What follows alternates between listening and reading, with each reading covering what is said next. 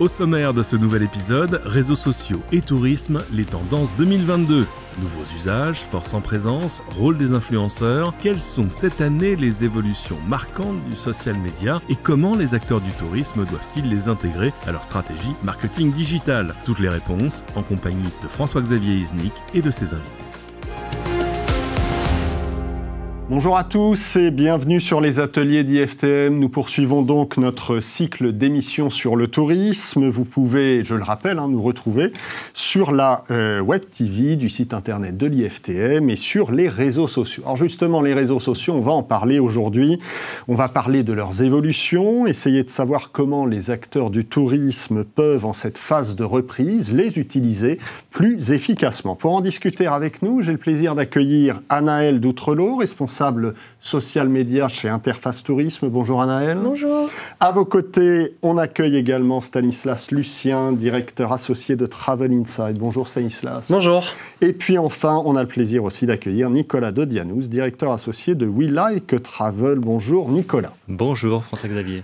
Alors, je le disais, dans le monde des réseaux sociaux, tout va très vite, les changements sont rapides. On va s'interroger d'abord sur les nouveaux usages du social media. C'est notre première rubrique, la phrase du jour.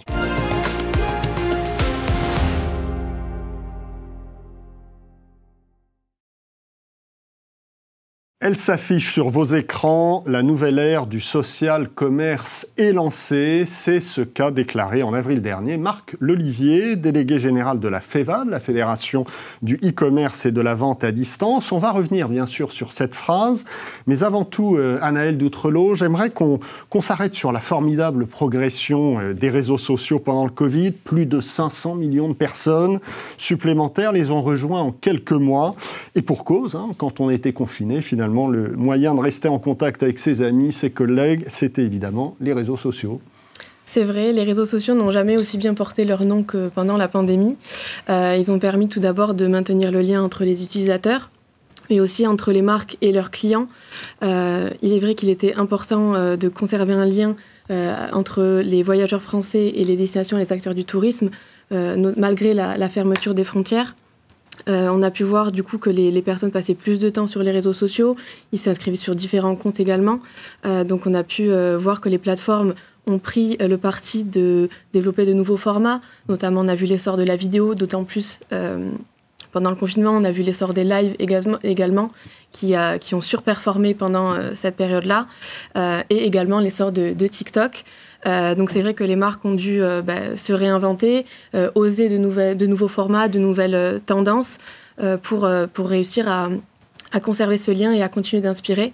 Les réseaux sociaux ont aussi permis, pendant la pandémie, d'informer et de rassurer les utilisateurs, et notamment grâce aux outils de messagerie instantanée, notamment Messenger pour Facebook. Et dans un second temps, comme je disais, de continuer à inspirer. Je pense notamment à l'Office de tourisme de Singapour qui a pris le parti de lancer pendant la pandémie un hashtag challenge sur TikTok, à savoir que c'était la première destination à faire ça sur le marché européen. Et ce challenge lui a permis de toujours mettre en avant la destination malgré la fermeture des frontières, avec une belle opération de visibilité engageante et impactante qui a aussi été incarnée par des influenceurs tels que le chef Ron Arbelez pour vraiment faire un focus sur la gastronomie, la culture, malgré la fermeture des frontières des destinations. On parle de nouveaux usages, Nicolas Dodianous. Le e-commerce a été le grand gagnant du Covid, et toute génération confondue d'ailleurs. Et il est en train d'arriver, évidemment, ce e-commerce sur les réseaux sociaux. On revient d'ailleurs juste à notre phrase du jour, sur l'avènement du social commerce, comme on dit. Les réseaux sociaux, Nicolas, ne servent plus seulement à inspirer, à faire de la pub, à échanger avec ça ou ces communautés, mais désormais, ça c'est vraiment une tendance, on peut vraiment acheter sur les réseaux sociaux. Et vendre. Et vendre, oui. Ouais.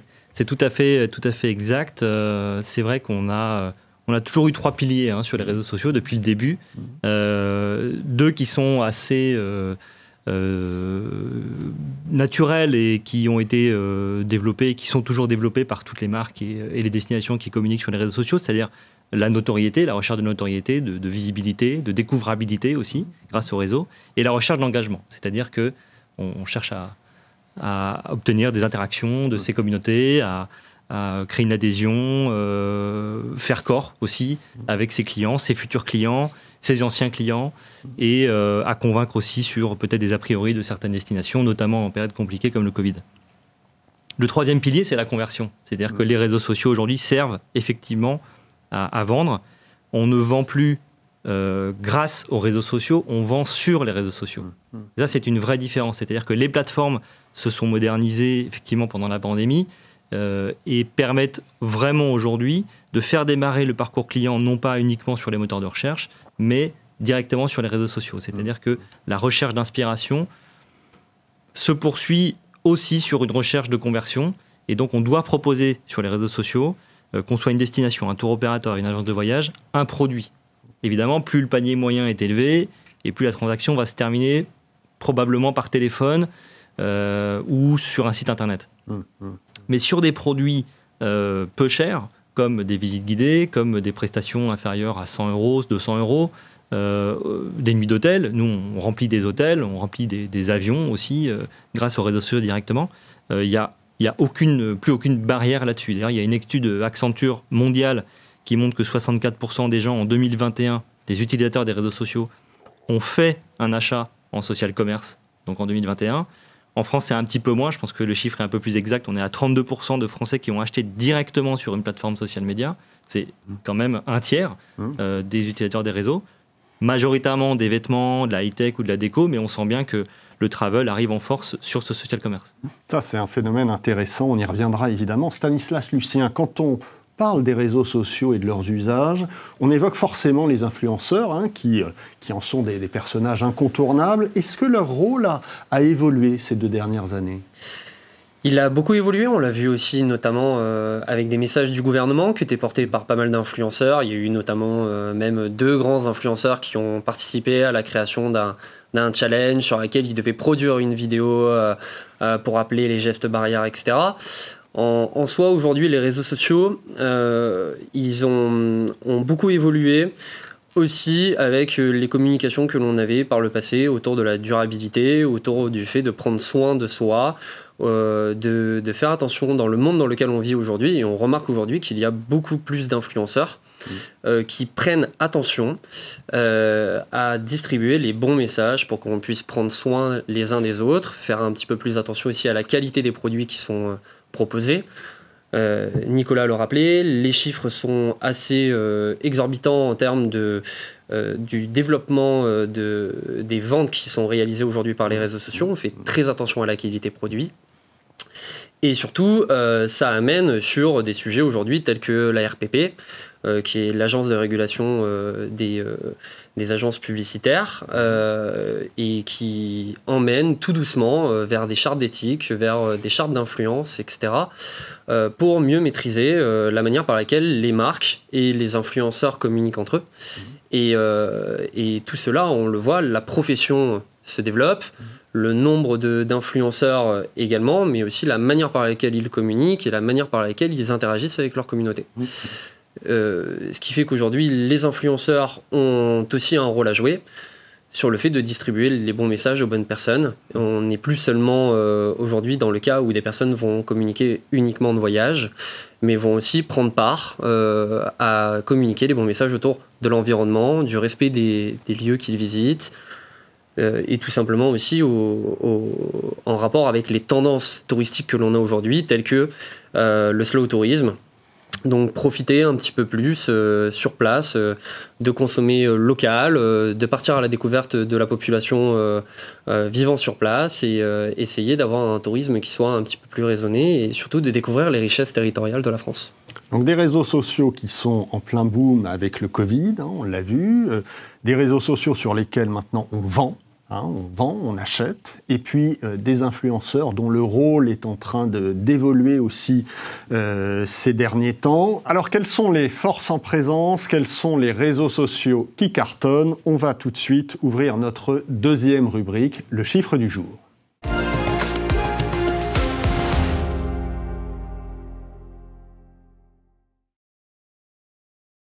Alors vous le voyez s'afficher à l'écran, 1 milliard d'utilisateurs chaque mois sur TikTok dans le monde. 1 milliard d'utilisateurs, dont 15 millions de Français. Stanislas Lucien, c'est une incroyable progression pour ce réseau social chinois, je le précise. On a l'habitude de dire que ce sont les ados sur TikTok. C'est encore le cas? C'est toujours le cas? Ça reste une grande partie, mais ça se développe. On voit qu'il y a quand même eu une énorme évolution sur l'utilisation de TikTok par des personnes qui sont aussi énormément millennials, qui ont grandi avec les réseaux sociaux, qui naturellement se sont tournés vers cette plateforme. Aujourd'hui, on constate qu'effectivement, il y a un besoin d'humain sur les contenus qui sont distribués. On a un véritable besoin qui soit incarné. TikTok répond parfaitement à cette problématique. C'est-à-dire qu'on retrouve principalement des contenus où il y a des personnes qui se mettent en scène, où il y a des personnes qui montrent leur expérience qu'ils ont vécu sur place, principalement du contenu qui est amateur, pris sur le vif. On démocratise énormément la manière par laquelle on va produire des contenus, et plus globalement, on voit qu'il y a beaucoup de professionnels du tourisme qui se tournent vers ces plateformes de manière à pouvoir constituer un contenu qui soit adressé principalement à une communauté qui reste assez jeune, assez millennials. C'est évident qu'on ne va pas toucher une communauté senior, CSP+, où ça a besoin encore de se développer sur ces sujets-là, mais il est évident que pour des plateformes du moins des acteurs qui ont des besoins de s'adresser à une communauté qui reste dans ces tendances-là, qui ont des besoins d'enseignement, qui ont besoin de partager, de retrouver cette fibre assez humaine, etc., ces contenus-là sont en parfaite adéquation, surtout sur des contenus ultra viraux. TikTok est la plateforme où aujourd'hui une vidéo peut exploser littéralement en millions de vues, comme avoir une vidéo d'une qualité supérieure et finalement ne faire que 1000. La plateforme a des algorithmes qui sont aujourd'hui encore en appréhension, si je peux dire, de chacun des utilisateurs et des agences de communication. Mais c'est vrai qu'il y a un énorme potentiel pour toucher cette cible qui reste aujourd'hui assez jeune, en effet. On démarre véritablement autour des 14 jusqu'à 20 ans avec une énorme communauté très active dessus, et ensuite on est plutôt dans un cadre millennials où là effectivement ils sont aussi très actifs, très regardants, et ils savent très exactement que voir et la manière par laquelle TikTok peut leur adresser certaines vidéos. En tout cas, gros carton de TikTok. Facebook et Instagram, Anaël, que peut-on dire dessus? Je cite volontairement les deux parce que le deuxième appartient au premier. On a l'impression, est-ce que c'est qu'une impression? On a l'impression que Facebook stagne un peu, qu'il suscite beaucoup de polémiques, que les autorités de régulation le surveillent de près. Qu'en est-il exactement? Alors, il est vrai que le groupe Meta, qui du coup regroupe Facebook et Instagram, a souvent subi quelques polémiques de par son monopole au niveau mondial et parfois son manque de transparence. En revanche, Facebook et Instagram restent les réseaux les plus plébiscités par les marques, de par tous les outils publicitaires qu'ils proposent, les nouveaux formats extrêmement performants. C'est aussi, notamment pour Instagram, la plateforme la plus utilisée par les influenceurs. Et ce sont des réseaux qui proposent des formats publicitaires avec des coûts très faibles et des leviers extrêmement performants, notamment pour de la conversion, comme le disait tout à l'heure Nicolas. C'est vraiment l'occasion de pouvoir vendre en ligne. Par exemple, Instagram est le réseau numéro 1 pour l'inspiration, mais aussi pour la vente en ligne, avec notamment le développement d'Instagram Shopping. On peut vraiment intégrer des liens et vraiment générer des ventes sur la plateforme sans avoir à quitter l'application. Donc c'est extrêmement important pour les marques d'être présentes là-dessus. En revanche, ce qu'on remarque, c'est qu'elles sont conscientes de la concurrence qui est faite par YouTube, par TikTok et d'autres plateformes. Donc on voit qu'Instagram et Facebook tendent à se réinventer. Facebook pousse énormément Facebook Watch qui tend à concurrencer YouTube. Et Instagram, vraiment, ne cesse de se remettre en question. Elle se rêve maintenant plateforme 100% vidéo dans l'esprit de TikTok pour réussir à conserver ses utilisateurs et à rester dans les tendances.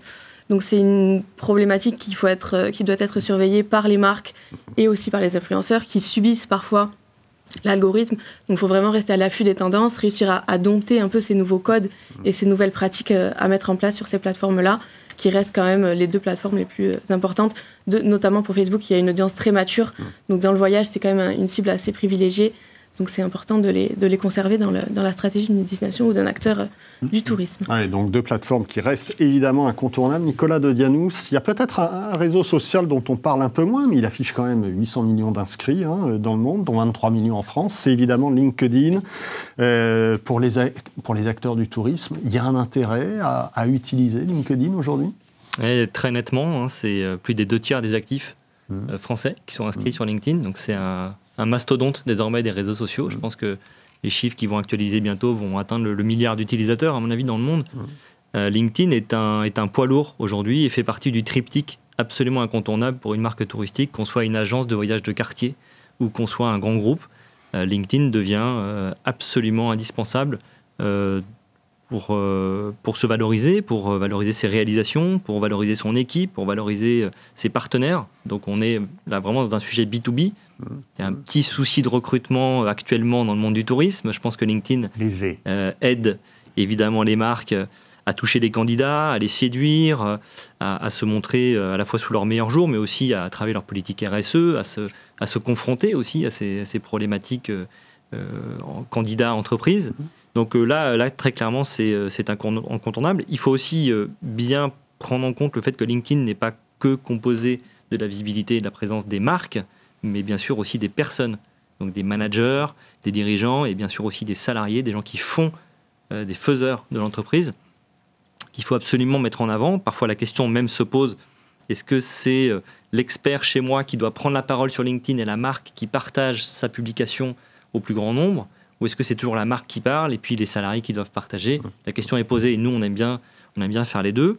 Et puis l'approche intéressante sur LinkedIn plus récente, c'est le social selling, c'est-à-dire utiliser LinkedIn à des fins plutôt de vente ou du moins de recommandation d'ambassadeurs. Il y a notamment le Club Med qui fait ça et d'autres marques aussi qui utilisent LinkedIn pour son système de bouche à oreille, un peu intimiste, avec des groupes de gens constitués qui sont entre pairs, qui peuvent être des dirigeants, qui peuvent être aussi des experts de leur métier, qui se retrouvent sur LinkedIn dans des groupes, dans des forums et bien sûr sur certaines pages qu'ils suivent ensemble. Et donc la conversation permet sur LinkedIn vraiment de valoriser son entreprise. Alors une fois qu'on sait tout ça, on fait quoi ? On fait comment ? C'est évidemment notre question du jour.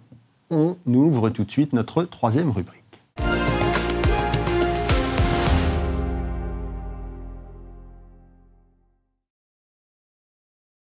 Comment mieux utiliser les réseaux sociaux en cette phase de reprise post-Covid ? C'est donc notre question du jour et on va tout de suite la poser évidemment à Nicolas de Dianous. Je commence avec vous. Je suis un acteur du tourisme. On a parlé de TikTok, de Facebook, d'Instagram, on aurait pu parler de Snapchat aussi, etc.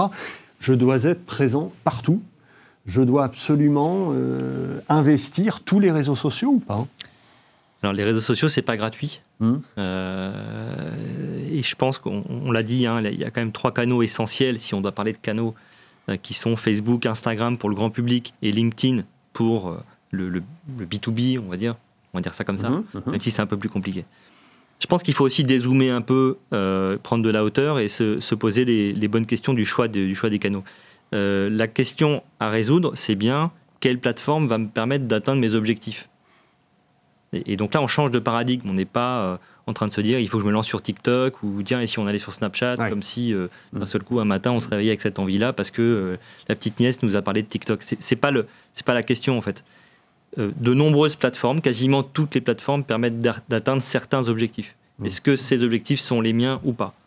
Il y a une question du public, on en a parlé des audiences, mais il est aujourd'hui question de savoir si, en tant que marque, je dois m'investir sur toutes les plateformes, évidemment non, mais sur lesquelles ce triptyque Facebook, Instagram, LinkedIn me paraît pour moi indispensable. Il peut y en avoir d'autres, on a parlé de TikTok tout à l'heure, mais doit-on y aller avec une présence annuelle et une stratégie éditoriale, avec des contenus, une prise de parole continue qui peut être assez épuisante, voire totalement inaccessible financièrement pour certaines marques, ou des actions ponctuelles, donc des campagnes, du média, avec des coups de poing. Certaines marques comme Clairefontaine ou d'autres marques du travel l'ont fait. Donc pas de présence annuelle sur TikTok par exemple, mais ont lancé des campagnes, sur Snapchat également. Donc c'est très différent. Moi je dirais qu'il faut aller sur ces 3 plateformes quasiment toute l'année, de manière pérenne, quelle que soit sa taille, et qu'après, effectivement, on peut considérer des plateformes comme Pinterest, des plateformes comme TikTok, même des plateformes comme Snapchat, pour des actions ponctuelles.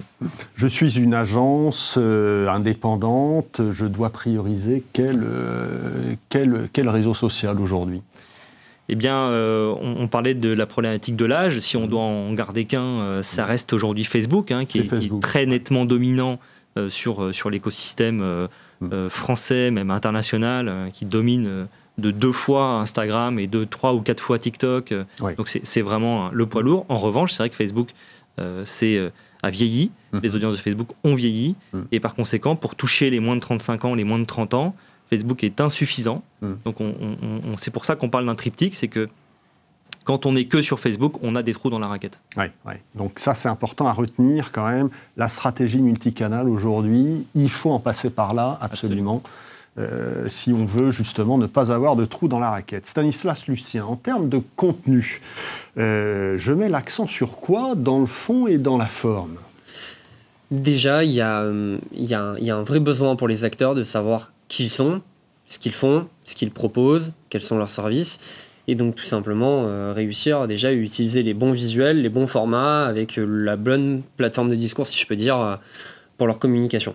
Employer les bons mots, le bon rédactionnel, la bonne syntaxe, font partie déjà des éléments qui sont aujourd'hui encore assez mal utilisés et qui doivent évoluer à l'avenir.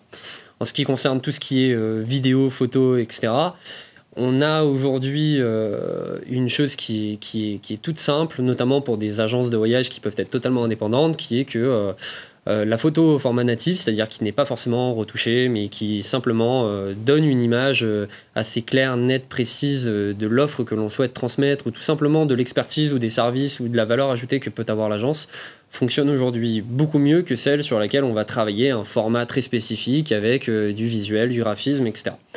Donc sur le format, voilà, ça c'est le premier sujet.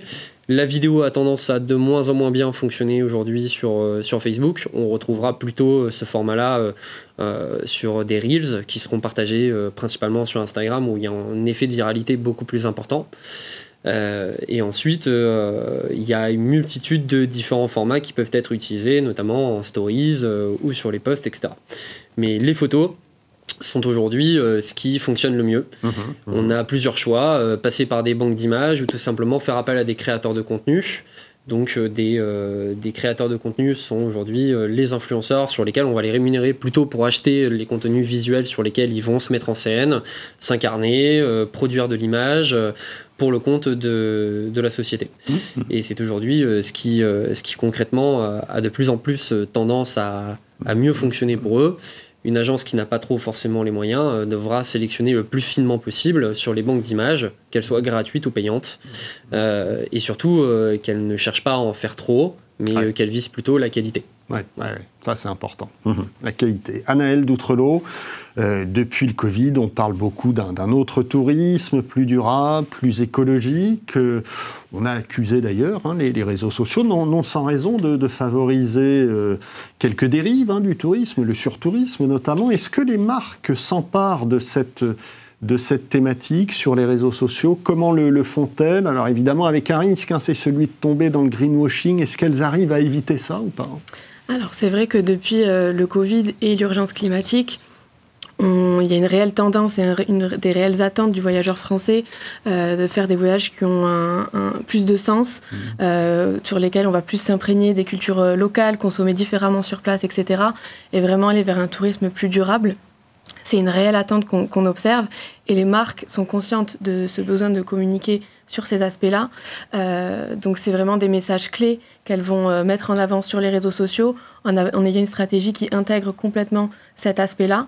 C'est aussi notre rôle à nous en tant qu'agence de communication de leur montrer la nécessité pour les acteurs qui sont les moins investis pour le moment, de leur montrer le réel potentiel et le réel besoin d'aller dans cette démarche-là. Donc de leur donner les clés de par des études que nous pouvons réaliser pour montrer que sur le marché français, c'est désormais une nécessité de mettre en avant un tourisme plus durable et différent.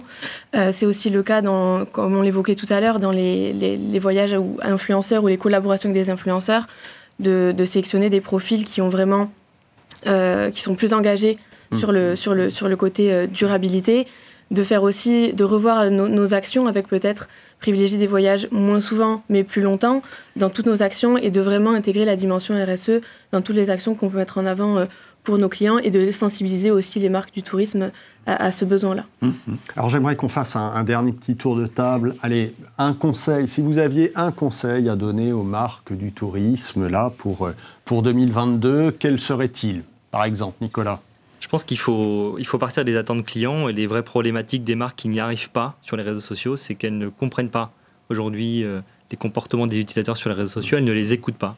Et donc en partant de ces attentes, des nouvelles aspirations dont on vient de parler effectivement sur le durable, mais aussi des nouveaux usages que TikTok, qu'on appelle souvent un game changer, a apporté par exemple, on se rend compte que les codes narratifs ont changé pour les marques et que celles qui ne prennent pas le train en marche restent sur le quai et n'arrivent pas en fait, à nouer contact avec ces nouvelles clientèles qui sont de moins en moins jeunes, parce que l'ado de 18 ans, il y a 5 ans, aujourd'hui il en a 23, et puis naturellement il va arriver dans potentiellement les agences de voyage à pousser leurs portes ou à ne pas pousser leurs portes d'entrée. Donc on doit se poser des questions quand on est un business qui existe depuis parfois 10, 20, 30 ans et qu'on a de moins en moins de clients de cette tranche d'âge-là. Comment on renouvelle les clientèles? La vraie solution, c'est de reposer sa marque, en fait, son identité, sa mission, ses valeurs, qui on est, qu'est-ce qu'on vend, quel est notre combat aujourd'hui dans le secteur du tourisme, quel qu'il soit. Ça peut être un combat pour l'accessibilité, ça peut être un combat pour l'inclusivité, ça peut être un combat pour le durable, ça peut être un combat aussi tarifaire, à la hausse ou à la baisse. Mais cette marque doit se raconter autrement. Et donc, notre plus forte demande depuis 1 an ou 2, c'est de renouveler les plateformes de marque, de digitaliser les plateformes de marque de nos clients pour que les codes narratifs, pour que les contenus, pour que l'incarnation, si on n'a pas assez parlé d'incarnation, c'est très important. Et le rôle des influenceurs, c'est aussi le rôle des marques, de travailler leur incarnation et la manière dont elles se racontent. Et ceci, ça s'écrit avec quels éléments de langage, quels mots et quelle vision pour le tourisme de demain. Stanislas, un conseil ? Nicolas m'a volé les mots, je dirais pas mieux. Aujourd'hui, les entreprises touristiques ont un véritable besoin de mieux maîtriser leur plateforme de marque, les renouveler, coller aux attentes des voyageurs, savoir vers quoi elles se mènent, les valeurs, les missions, transmettre les bons messages, les bons contenus, les bonnes chartes, la bonne plateforme de discours. Et surtout, le conseil que je donnerais, moi, c'est oser plus de créativité, lancez-vous sur les réseaux, participez à faire bénéficier vos voyageurs de l'ensemble de vos services avec la meilleure valeur ajoutée possible. Il y a un combat qui a beaucoup été mené sur le secteur du tourisme, qui est le meilleur rapport qualité-prix. C'est totalement fini. Aujourd'hui, on raconte des histoires, on a un storytelling, on a des émotions, on veut transmettre véritablement ce qu'est l'expérience au-delà du produit de travailler avec une agence de notre secteur. Donc voilà, le message que j'ai à faire passer, c'est maîtriser mieux votre marque, osez, prenez du recul sur votre créativité et surtout, démarquez-vous et éclatez-vous sur ce secteur qui est juste incroyable. Anaëlle Doutrelot, un dernier conseil ? Alors ça reprend un peu tout ce qu'on a évoqué pendant cette table ronde, mais moi j'insisterai sur le fait que maintenant le parcours client en ligne a considérablement évolué, il est beaucoup moins linéaire qu'avant. C'est-à-dire que de la phase inspirationnelle à la phase de conversion, les points d'accès sont vraiment multiples. Donc il faut vraiment garder ça en tête et construire une stratégie réseaux sociaux et digitale qui est vraiment active toute l'année avec des messages ultra personnalisés et un ciblage extrêmement précis. C'est aussi la force des réseaux sociaux, c'est d'avoir des ciblages qui sont extrêmement précis pour diffuser le bon message au bon moment à la bonne personne. Donc c'est vraiment construire une stratégie 360 en intégrant bien évidemment les réseaux sociaux, mais vraiment ne pas oublier tous les autres leviers digitaux dans la stratégie. Anaëlle, Stanislas, Nicolas, merci beaucoup d'avoir participé à cette émission. On vous retrouve de toute façon sur le salon du 20 au 22 septembre. Vous serez présents, évidemment. Donc on aura beaucoup de questions à vous poser. On entrera certainement beaucoup plus dans les détails. En tout cas, on sera ravis de vous y retrouver. On arrive au terme de cet atelier, de cet épisode. Je remercie donc les internautes qui nous ont suivis.